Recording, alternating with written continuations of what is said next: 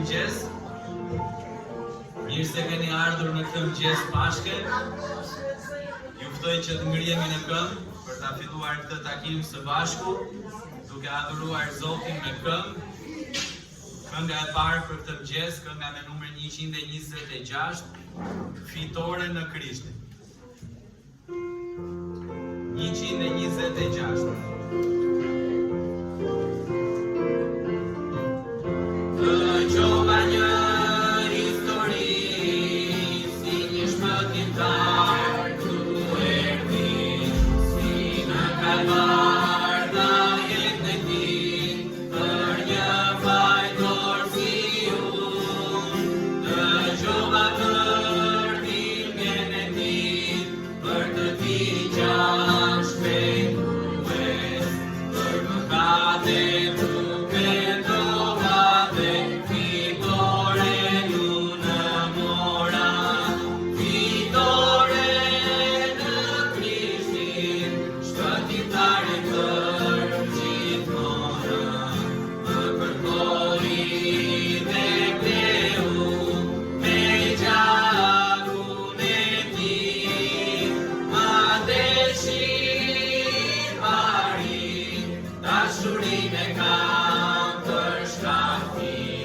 Në shëtim, në fitore, në lëkem pastruese, dëgjova për shërimin, me fuqinë e tij pastruese, si bëri që i qani vet, dhe i verbi të shoh, dhe më pas tira Jesus, të shërove mën e thyre, dhe Jesus i erdhi dhe më dorëzoi fitore. Fitore në Krishtin, shpëtimtari për gjithmonë. Më kërkoi dhe kreu me gjakun e tij, ma deshin pari, dashurinë e kam për shkati.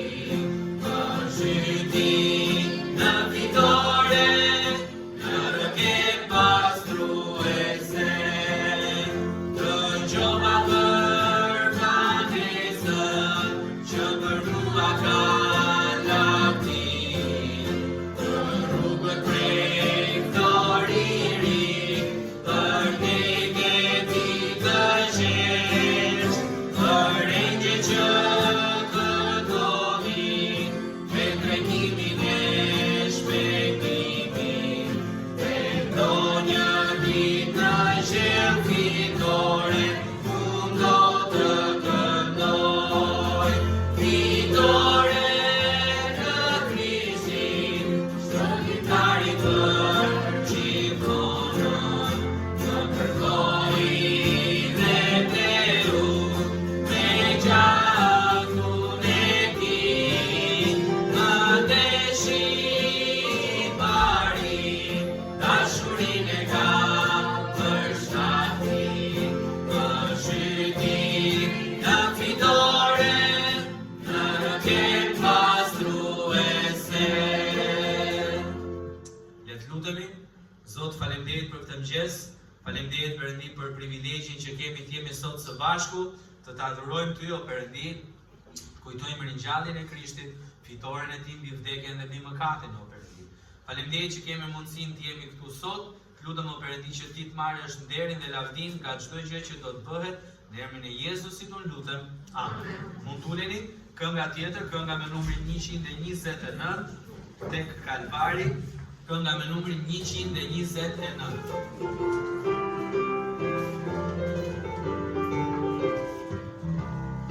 Vitet kalovan prenari e kosi, duke mos e prarmendje për kryqin, duke mos dikur se për mua vdiqja i te Kalvari. Aty mëshira ishte me demri, i rifalas faljan shumë.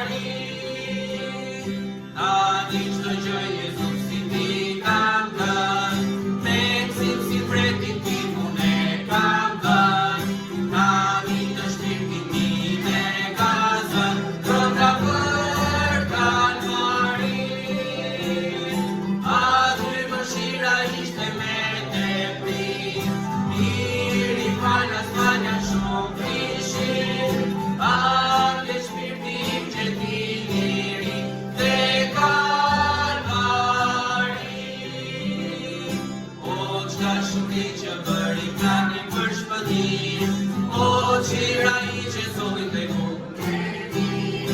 O gratë në verën disa gjerës i, orë kalvar. Aty mëshira ishte me të pri, njëri falas falja shumë fishin, atë shpirtin që njëri me kalvari. Amen.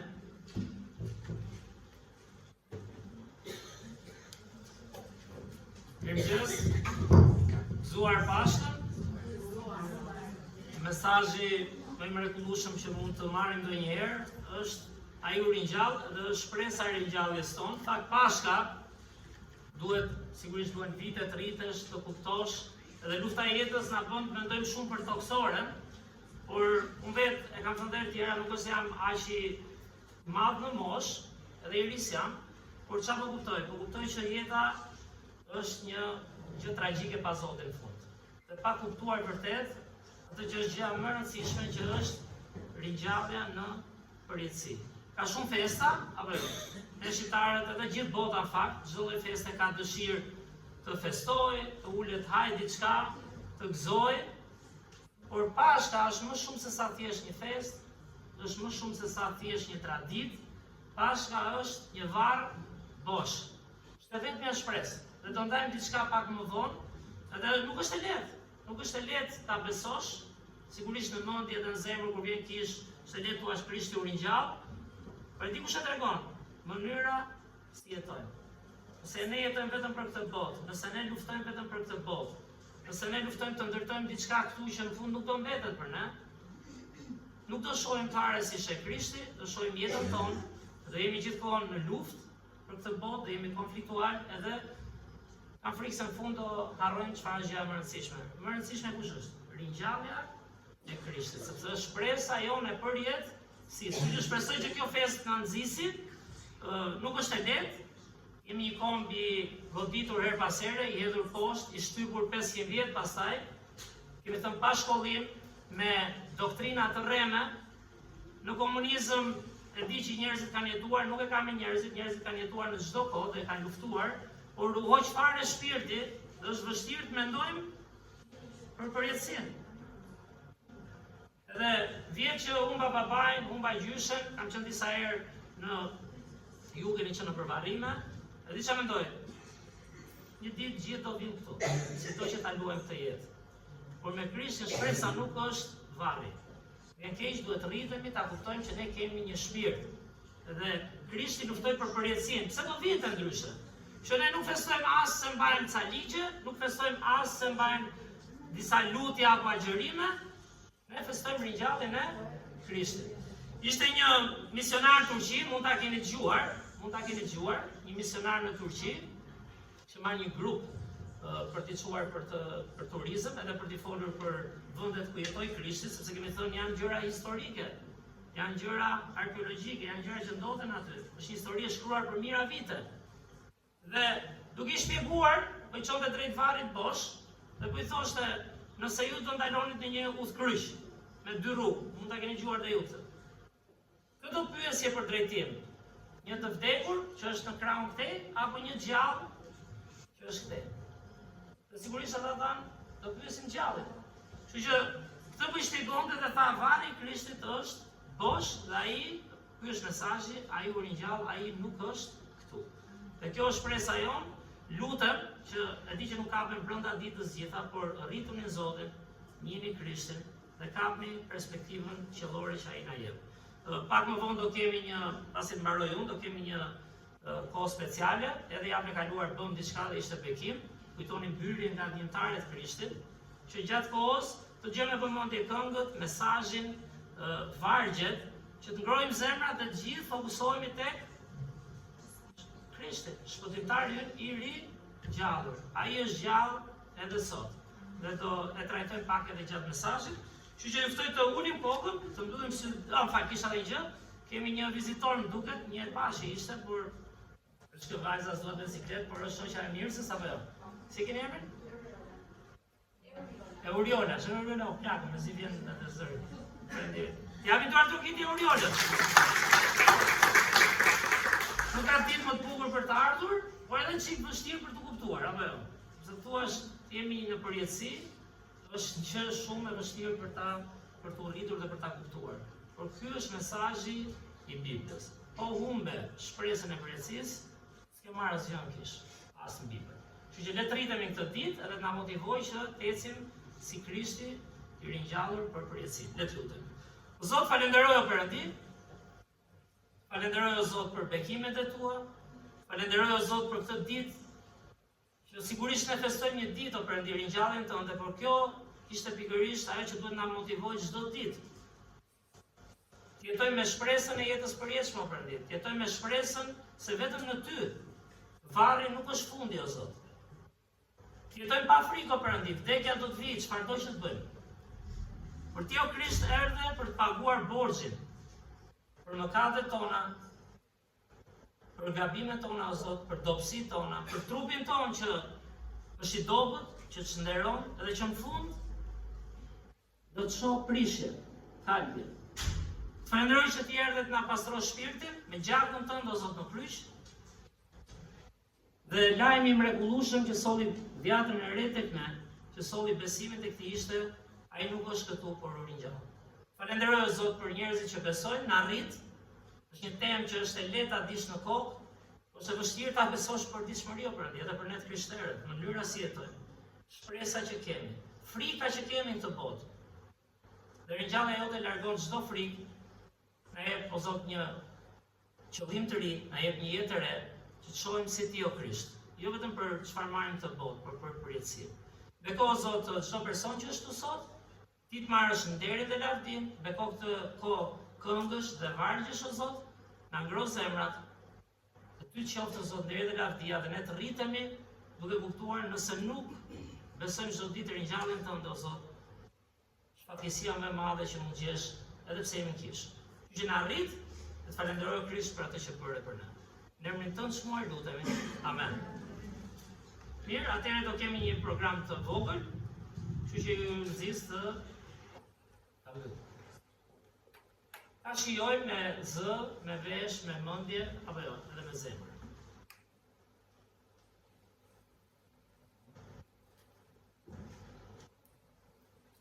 Jemi në vitin 30 pas Krishtit.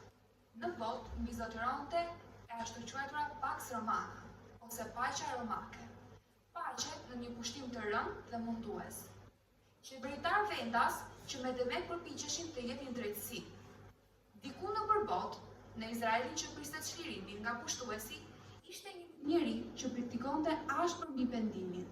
Zëri i tij që përtej në shkëtë të tjerë, sipas profecisë së Isaia 43. Mesazhi ishte i qartë, therrës, ishte ftues, ishte me qëllimin më të lartë.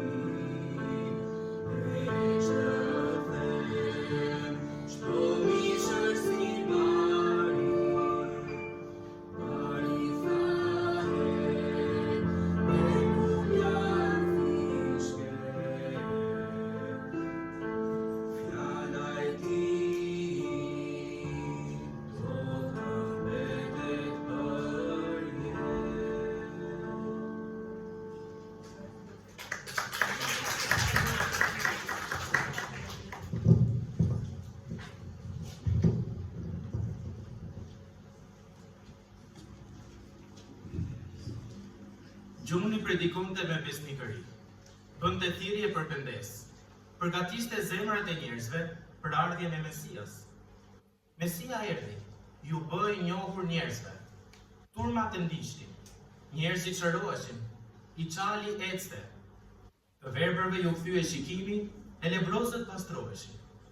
Ai rrugëtonte fshat në fshat. Ata e pan, e prekën edhe e ndjen dashurinë e tij. Madje morën nga paqja e tij. 12 dishepujt e tij ecën kushtësisht me të. Ne thërrisnin atë mësues. Me shëmbëtyra, ai u tregonte edhe njerëzve të thjesht të vërtetat e mbretërisë së Atit. Standardi më i lartë i dashurisë, autoritetit, drejtësisë, përmbushja e çdo ligji moral. Misioni i tij ishte më i vështirë, më i paperceptueshëm. Të japësh jetën për të padrejtët me vullnetin tënd të lirë, të duash armiqt, është shumë e vështirë. Porositë e tij janë të shkruara në librat e Ungjillit. Jeta e tij e regjistruar prej shumë bashkëkohësve të tij, historianëve, intelektualëve të kohës. Shembulli i tij ishte krejt ndryshe. Pronësia e tij ishte drithëruese. Dashuria e tij ishte e vërtetë me fjalë dhe me vepra mbreslënëse. Por të gjitha këto do të mbeteshin në kuadër të një moralisti të mirë, një mësuesi të çmuar, apo një mendje të ndritur që ndriçon edhe të tjerët. Pa ringjalljen, gjithçka që tham do të ishte një histori e bukur. Një mësues kohërash që na dëfteu moralin e lartën të krijuesit të gjithësisë. Mrekullitë e tij do ta bënin një mrekullibërës për shkak të prekjes hyjnore. Pa ringjalljen, emri i tij do të ishte një emër shumë i famshëm në burin e varrit. Një njeri madhështor, por ama ishte i vdekshëm. Fitoria mbi vdekjen është prova e ardhjes së Perëndisë në mish. Ringjallja është vula e besimit tonë. Një Perëndi i gjallë të cilin portat e Hadesit nuk e mbanin dot. Trupi që merr jetë, pasi fryma e shenjtë e Perëndisë i rrëmbeu shpirtin nga portat e vdekjes. Vdekja, realitet i frikshëm, është fitues mbi gjithçka, por jo mbi Krishtin. Ai e tregoi veten se ishte Perëndia në mish. Pas sakrificës ku mori mëkatin e botës mbi supe dhe u bë sakrifica e përsosur. Ai e çoi ofertën e tij para Perëndisë. Çfarë koncepti mahnitës? Zoti e siguroi vetë sakrificën e përsosur. Krishti Jezus njeri e pranoi brenda banimin e plotësisë së hyjnisë. Prandaj Bibla thotë se Perëndia i dha një emër përmbi çdo emër. Haleluja. Ne i besojmë një Perëndi të gjallë, Jezu Krishti, shpëtimtari ynë i gjallë, ai që siguroi shpëtimin nga kthetrat e vdekjes, një herë e përgjithmonë. Haleluja. Ngjarja e madhe e ringjalljes u parapri nga vuajtje të patregueshme të Krishtit. Arrestimi si kusar, gjyqi poshtërues, kryqëzimi mizor. Pasi kremtuan darkën e Pashës, Jezusi bashkë me dishepujt shkuan drejt Getsemanisë.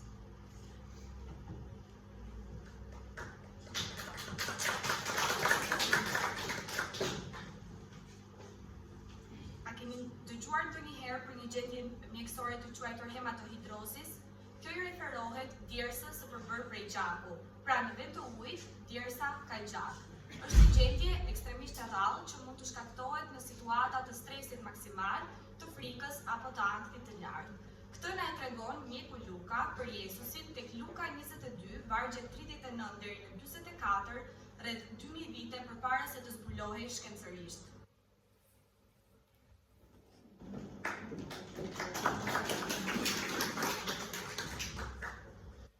Doli dhe shkoi si zakonisht në malin e Ullivëve. Dhe e ndiqnin edhe dishepujt e tij. Kur arritin atë vend, u tha atyre: "Lutuni që të mos hyni në tundim." Dhe u largua prej atyre, asa mu të hidhet një gur. Dhe ra në gjurmë dhe përlutej, duke thënë: "O Atë, po të duash, largoje këtë kur nga unë." Megjithatë mos u bë vullneti im, kur ai hyti. Atëherë ju shfaqi një engjëll nga qielli për t'i dhënë forcë atij.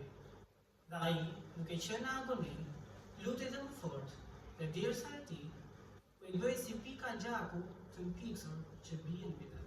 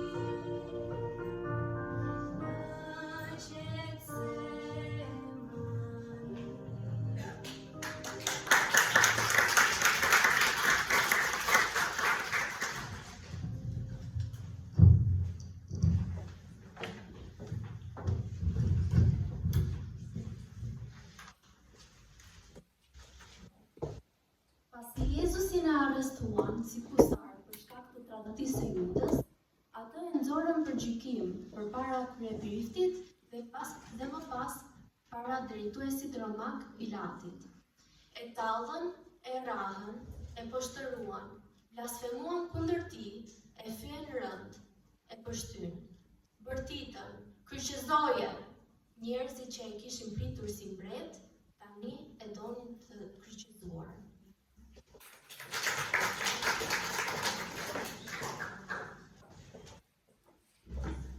Luka 23, vargjet 26, 27 dhe 33 deri në 37. Përdërsa po e çonin, kapën një far Simoni nga Kirena që po vinte nga fusha. Ja vun kryqin që mbarte pas Jezusin. Dhe i ndishte një turmë e madhe populli dhe krash që i binin kraharorit dhe vajtonin për të. Dhe kur arritën në vendin që quhej Kaf, aty e kryqëzuan atë dhe keqbërësit, njërin në të djathtë dhe tjetrin në të majtë. Por Jezusi tha, atë, fali sepse nuk din ç'bëjnë. Pasi i ndan rrobat e tij, hodhën short. Dhe populli rrinte aty duke parë. Dhe krerët përqeshnin bashkë me popullin duke thënë, të tjerë të shpëtojë, le të shpëtojë vetën, po që s'është më vërtet Krishti, i zgjedhur i Perëndis. Dhe ushtarët e tallnin, duke ju afruar dhe duke ju ofruar uthull dhe duke thënë, nëse ti je mbreti i Judejve, shpëto veten. Mëkati verberon. Sa të verbër ishin ta njerëz, a nuk e panë se kush ishte Jezusi? A nuk jetuan aty afër tij? Kryqëzësi, keqbërësi në kryq e pa. Më pas e pa dhe kryeqitësi dhe të gjithë turmat e mbledhura aty që dëshmuan ngjarjet e jashtëzakonshme që ndodhen.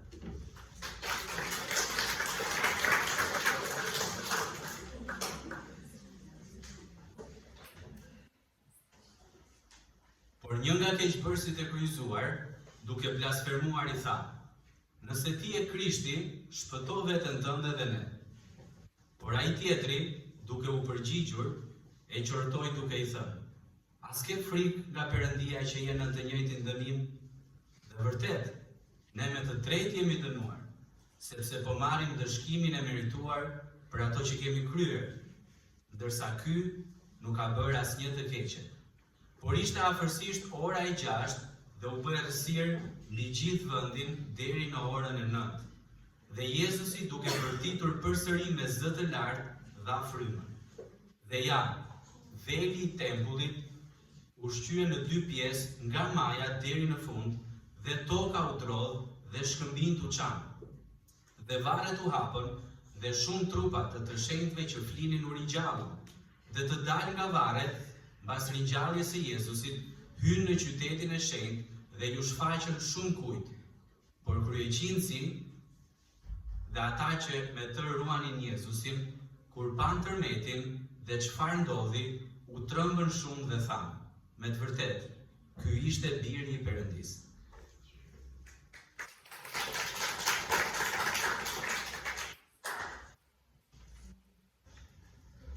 Familishve të tij dhe njerëzve që e donin shumë, Jezusin e varrosën në një varr të ri, të sapo hapur në shkëmbë. Dhe varri i tij u vulos përmes një guri gjigant në hyrjet e tij, që të mos kish mundësi që dishepujt të rëmbenin trupin, sepse këtë frikë kishin farisejt.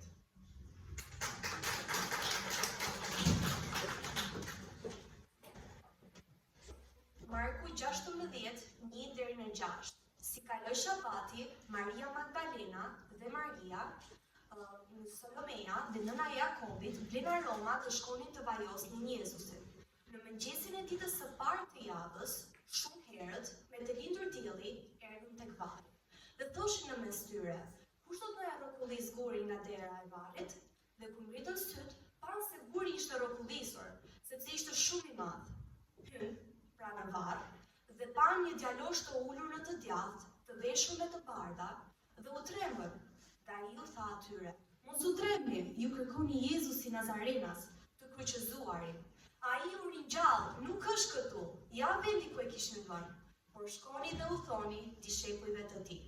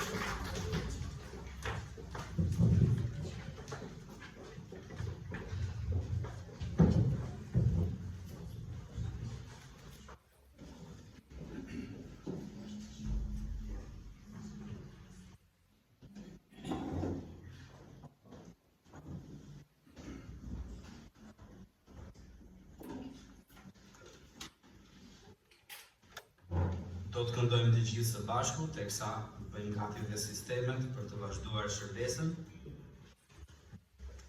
Kënga në vazhdim është kënga me numrin 35, sepse ai jeton, edhe lavdi Perëndis, ai jeton. Kënga me numrin 35. Ndërkohë do të bëhemi gati për ofertat, t'i japim Perëndis atë që i takon.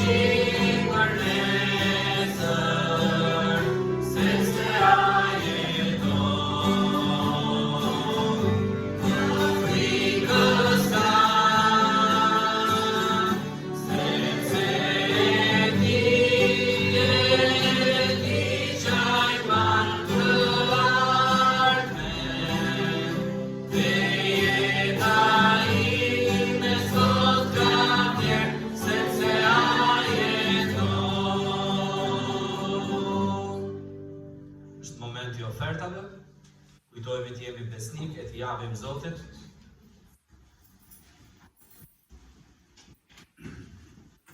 Dhe le të lutemi për ofertat. Zot, faleminderit edhe një herë për këtë mëngjes, faleminderit Perëndi që ti kujdesesh dhe ke siguruar për ne, bekoj ofertat o Perëndi që ne do t'japim, na ndihmo t'japim gjithmonë me një zemër të gëzuar. Në emrin e Jezusit lutem. Amen.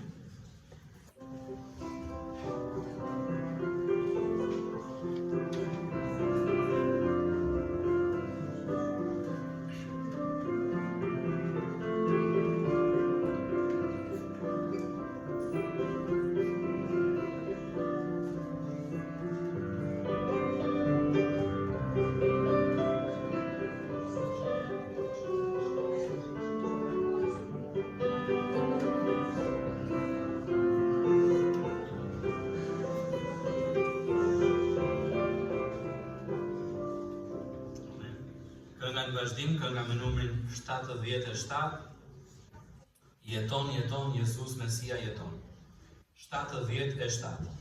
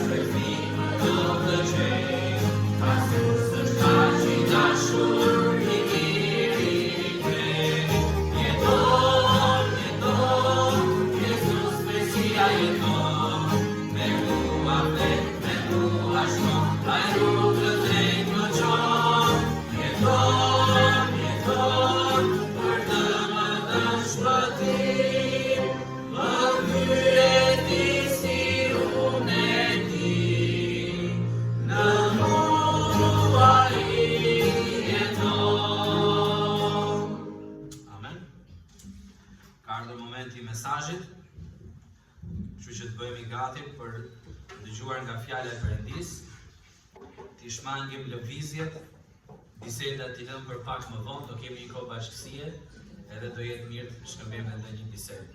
Celularet gjithashtu, Nëna Ana, ti edhe mjeshtër e teknologjisë.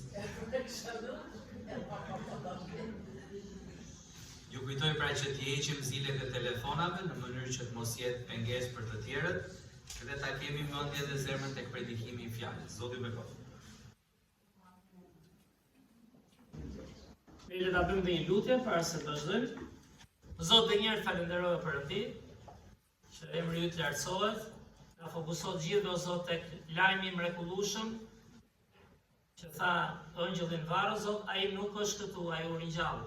Dhe ky është mesazhi më i fuqishëm o Perëndi, që ngro zemrat tona me këtë të vërtetë dhe na ndihmo të ecim o Zot çdo ditë me një Krisht ringjallur, edhe me qëllime të ringjallura për ty o Zot. Në emrin tënd çmuar lutemi. Amen. Mirë, ndërsa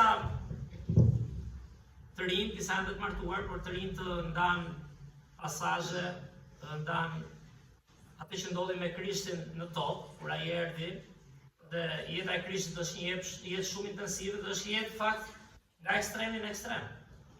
Është jetë tragjike, por e fitores më të madhe. Ajo që desha të flas pak sot është të kuptojmë që krishterimi i vërtet sipas Biblës nuk është thjesht një fe. Keni parasysh shumë njerëz thonë kemi fen tonë. Edhe gjithë kanë zgjedhjet e tyre. Unë dikur isha i pa fe, edhe kur fillova të vinë kish, më duk pak vetja, pak para se të vjen kish, sa u hap demokracia, fillova të bëj si ata të besimit tjetër, që kam të familjarë të mi, fillova të qash agjërimit, bëjnë dhe agjërim, harrova, piva ujë, u luta, dhe kisha frikë për këtë jetë. Nuk për them për të tallur, por kështu jemi në njerëzit, në njerëz dhe në kish vim me frikën e kësaj jete. Do na bekoj Zoti, po të na shkoj keq. Dhe duke u rritur, dhe duke kuptuar, duke ardhur në kish, tash duke të bëra fetar i krishterë tani. Pas ka vim besim krishterë, dhe prapë nuk po kuptoja. Por duke lexuar fjalën e Zotit, që është një libër, e kam thënë edhe tjerë, nuk është një libër që merret kemi fen tonë dhe kemi këtë.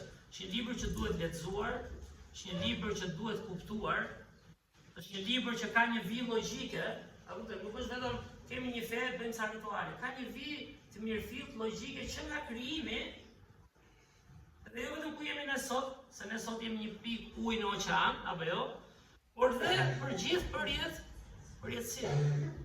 Dhe ajo që bëri Krishti tokë, folëm pak javën e kaluar, të rinjt e ndanë dhe sot, me vargje, me pasazhet e tyre, me këngët që u kënduan. E gjitha për çfarë ishte? Pse duhet vinte, po ta mendoj, pse duhet vinte ai në një trup? Pse duhet shkonte në kryq? Pse duhet vdiste?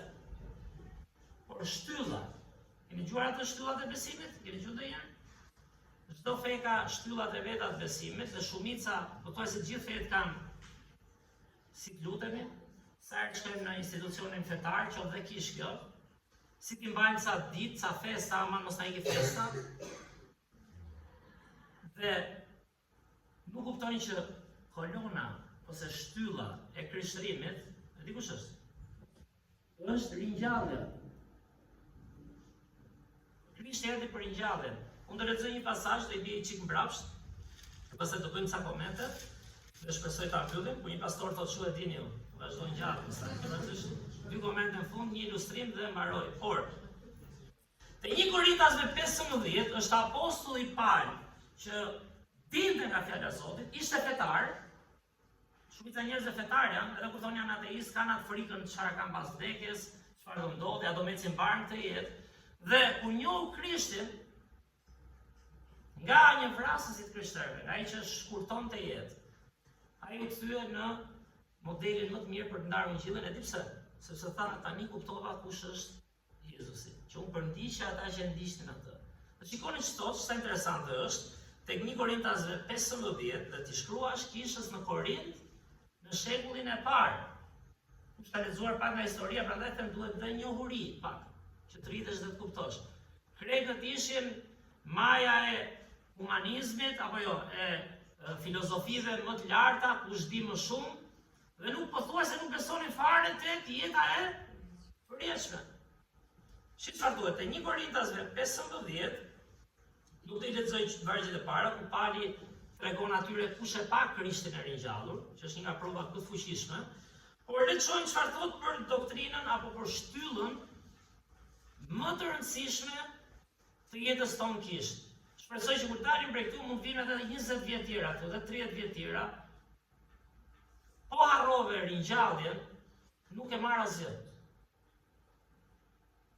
Vargu 12, thot Pali Korintasve, por në qoftë se predikohet Krishti, pra i predikonte Krishtin, tani, se u ngjall prej së vdekurish, si atëherë disa nga ju thoni se nuk ka ringjallje të të vdekurve? Kjo është komplet kulturë njerëzore, e jona njerë po e po. Në njerë dhe ne të krishterëve, kur fokusohemi shumë tek jeta toksore, tek ato hallet tona, që Krishti tha ato duhet lesh para, dhe të shohësh me një perspektivë qiellore, vargu 13 thotë, por në qoftë se nuk ka ringjallje të të vdekurve, as Krishti nuk u ringjall. Po mirë, çon si ka kjo.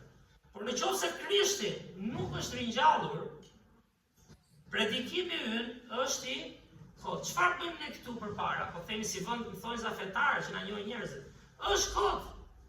Qoftë ti thua ku e di në fund, sigurisht ke nevojë të rritesh, ke nevojë të ushqesh, të kuptosh, si do mund dikur. Po nuk kuptove që besimi në Krishtin është varri bosh, ringjallja nuk e ka për asgjë, të humbur gjithçka.